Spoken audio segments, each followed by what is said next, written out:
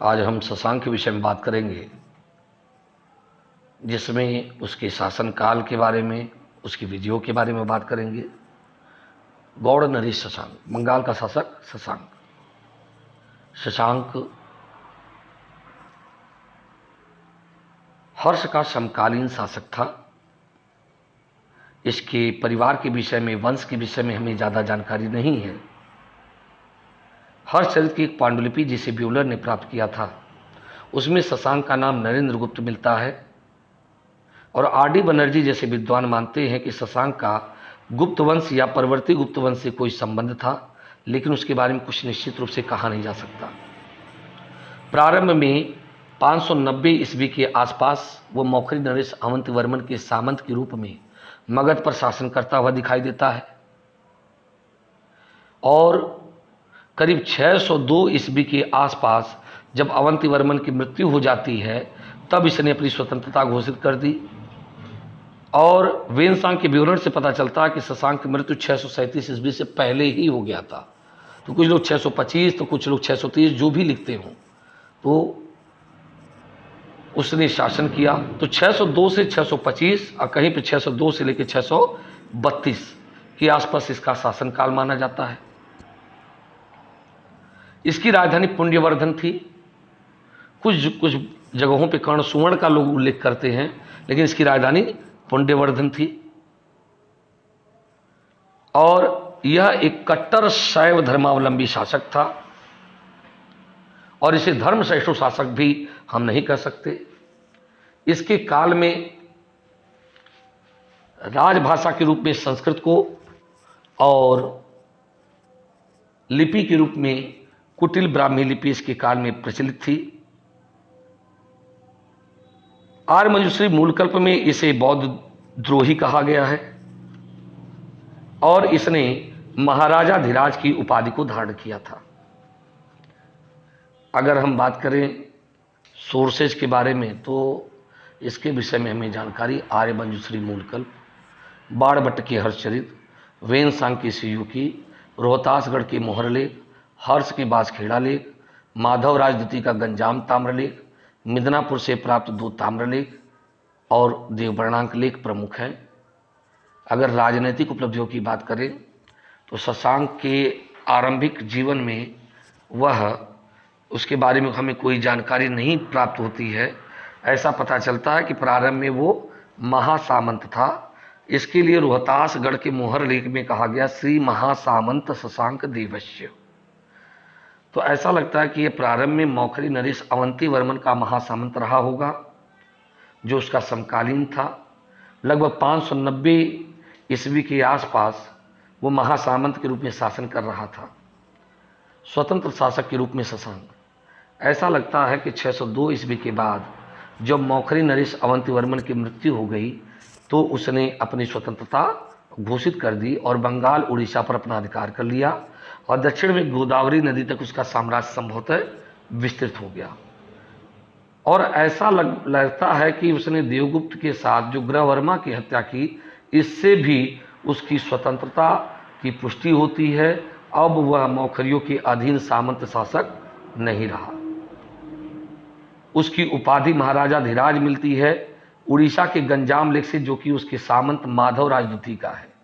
और उसकी स्वर्ण मुद्राएं भी जो प्राप्त होती हैं, उससे उसके स्वतंत्र शासक होने की सूचना मिलती है।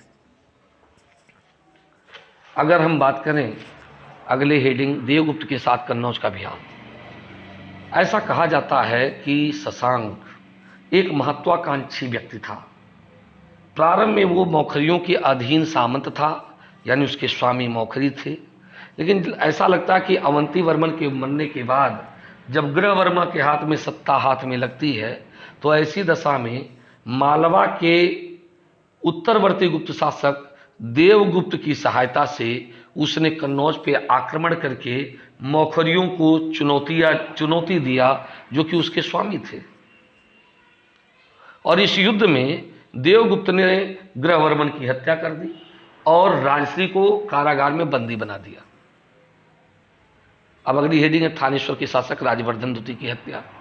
ऐसा लगता है कि कुछ समय बाद राजवर्धन द्वितीय ने देवगुप्त और शशांक को सबक सिखाने के लिए एक बड़ी सेना लेकर के कन्नौज पर आक्रमण किया और इस युद्ध में देवगुप्त मारा गया।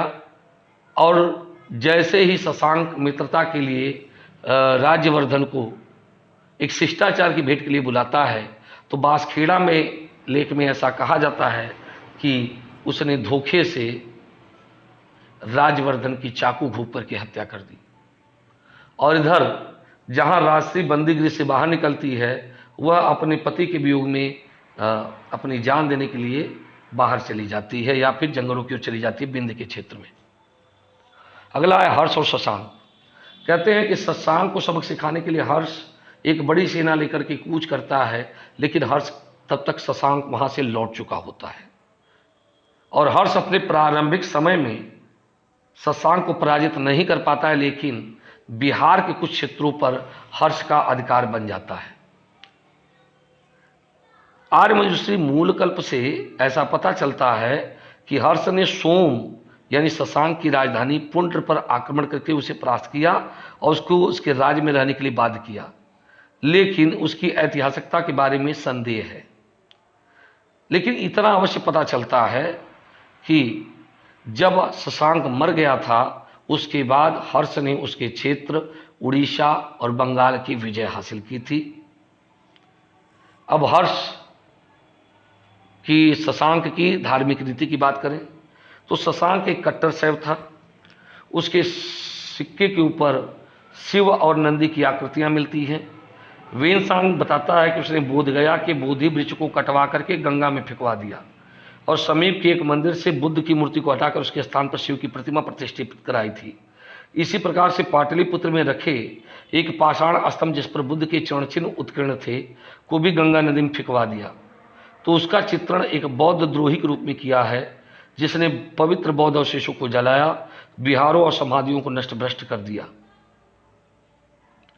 आर डी बनर्जी कहते हैं कि शशांक वस्तुतः राजनीतिक कारणों से बौद्ध द्रोही हुआ, लेकिन उसमें धर्मांधता नहीं थी। ठीक है, इस प्रकार से देखा जाए तो शशांक प्राचीन भारत में अगर देखा जाए तो एक उपेक्षित शासक रहा, जिसके बारे में हमें जानकारी बहुत कम ही है।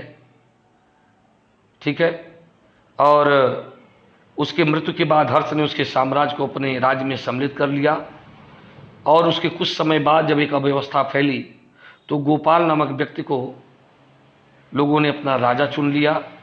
लेकिन फिर भी हम ये कह सकते हैं निश्चय वह एक महान कूटनीतिज्ञ, महत्वाकांक्षी और एक साहसी योद्धा था।